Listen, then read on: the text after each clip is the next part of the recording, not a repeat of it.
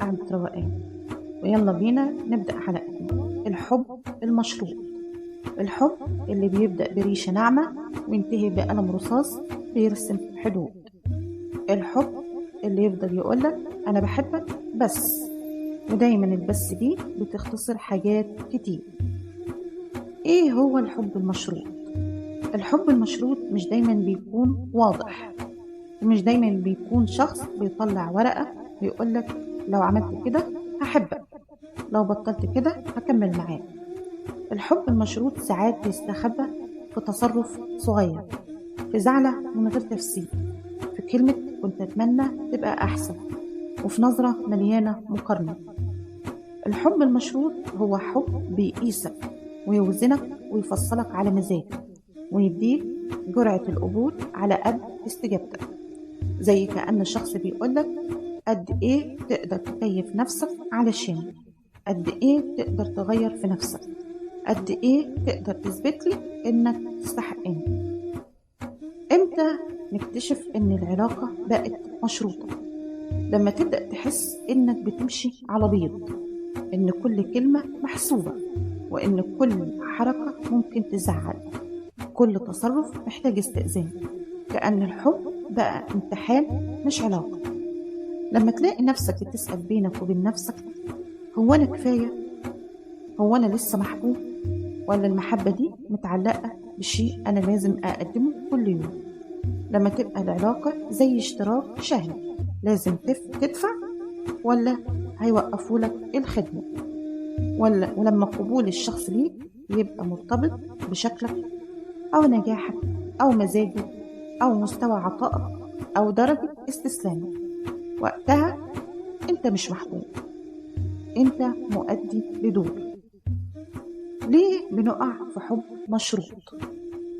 لأننا كبشر عندنا جوع للإطمئنان، جوع لحد يقول أنت كويس، أنت محبوب، وجودك ليه قيمة.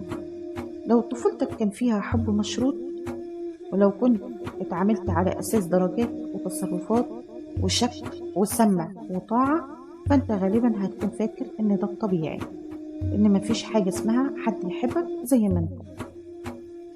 بنقبل الحب المشروط علشان بنكون مش مصدقين إننا نستحق الحب غير المشروط، وبنسكت وبنطول بالنا وبنقول ما كل العلاقات فيها شوية كده. لكن الحقيقة مش كل العلاقات فيها كده. في علاقات تحبك وتاخدك بكل الحاجات الحلوة والمعقدة، مش بس بالأداء اللي بتقدمه. أشكال الحب المشروط من غير ما ناخد بالنا. في حد يحبك بس لو سمعت كلامه، في حد يحبك بس لو كنت على مزاجه، في حد يحبك بس لو ما اتغيرتش أو اتغيرت زي ما هو عايز، في حد يحبك بس لو مش ناقصه حاجة، وفي حد يحبك بس لو مفيش حد أحسن منك في الصورة. وفي أخطر نوع، اللي يحبك بس لو انت احتجتله، لو كنت ضعيف وتايه ومحتاج له دايما، لكن أول ما تقف على رجلك الحب يقل. الحب المشروط دايما بيسيبك في مساحة ملخبطة بين أنا محبوب ولا أنا مطلوب لخدمة حاجة. تأثير الحب المشروط على النفس. الحب المشروط ما بيتسابش بسهولة، هو بيسيب جرح خفي، جرح في قيمة الذات، يخليك دايما متوتر ومستعد تفقد وتتغير وتراضي وتسكت وتمسك، وبتتخلى عن أجزاء منك واحدة ورا التانية. بيحطك في حالة من التوتر دايما، هو راضي؟ لا زعلان. هو بيبعد؟ طب أعمل إيه؟ أعتذر ولا أغير طبعي؟ أسكت؟ أستحمل؟ الحب المشروط بيعلمك إنك لازم تبقى نسخة مش أنت علشان تكون مقبول. تفتكر بعد العلاقة ما تخسر إنك هتدور على نفسك زي حد بيدور على ورقة قديمة في درج مليان فوضى. طيب إيه هو الحب غير المشروط؟ الحب غير المشروط مش معناه إن مفيش حدود ولا مفيش احترام ولا مفيش تقدير. الحب غير المشروط معناه أنا بحبك كشخص مش كأداء. أنا باخدك بإيجابياتك وبعيوبك وبحترم مراحل نموك.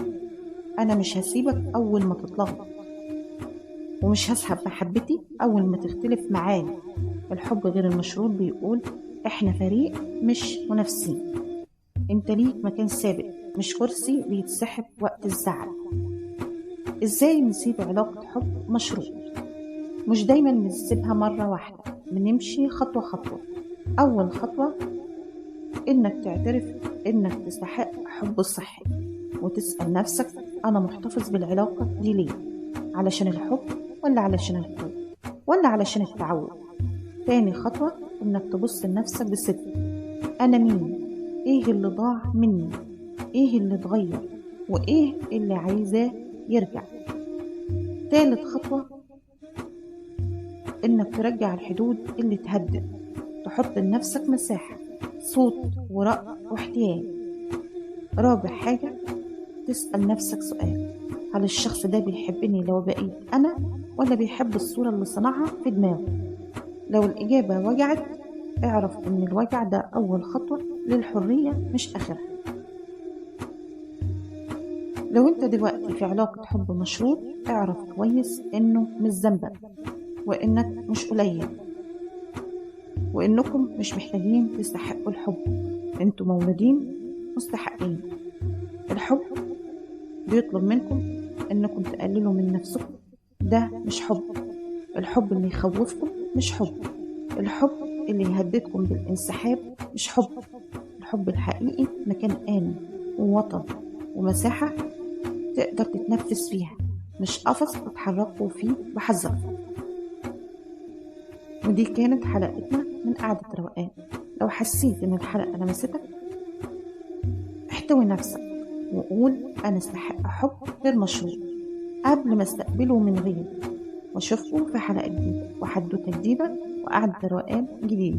سلام.